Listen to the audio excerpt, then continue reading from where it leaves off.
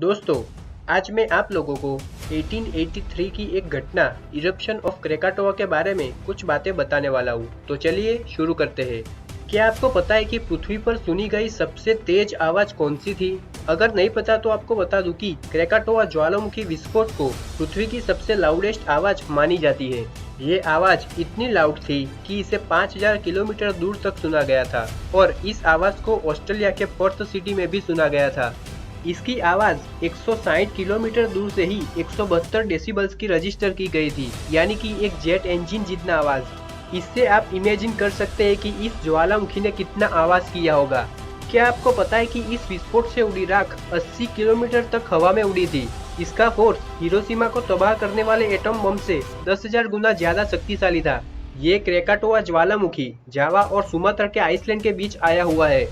Official record में कहा गया है कि क्रेकाटोआ के आसपास जावा और सुमात्रा आइसलैंड के बीच 165 गांव और शहर नष्ट हो गए थे और 132 से ज्यादा बुरी तरह से डैमेज हो गए थे।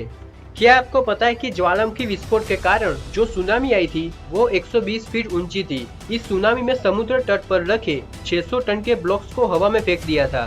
सुनामी के कारण लगभग 36,500 लोग मर गए थे और कई सारे लोग घायल हो गए थे।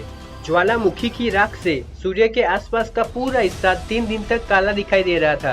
राख इतनी ज्यादा थी कि निकारागुआ कंट्री के दूसरी तरफ पैसिफिक पर सूरज ब्लू दिखाई दे रहा था। इस ज्वालामुखी की वजह से वैश्विक तापमान 1.2 डिग्री सेल्सियस जितना गिर गया था, जो कि 1884 में सामान्य हुआ था।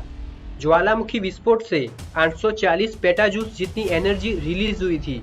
इसे आप ऐसे समझ सकते हैं कि एक पेटाजूल्स की कीमत 10⁻15 जूल्स होती है, यानी कि 278 गीगावाट आवर्स। एडवर्ड मंच की 1893 की पेंटिंग द स्क्रीम को क्रेकाटोआ इरप्शन का प्रेरणा स्रोत माना जाता है। इस पेंटिंग का रेड स्काई हिस्सा ज्वालामुखी विस्फोट की असर को दिखाता है। द स्क्रीम पेंटिंग को 880 करोड़ में बेचा गया था। क्या आपको पता है कि दिसंबर 1927 में एक फिशरमैन ने डिस्कवर किया कि एक नया वोल्केनो पूर्व क्रेकाटोआ की जगह पर उभरा हुआ है।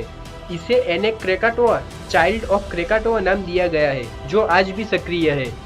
दोस्तों, आपको मेरा ये वीडियो पसंद आए तो लाइक और शेयर करना एंड चैनल को भी सब्सक्राइब कर लेना।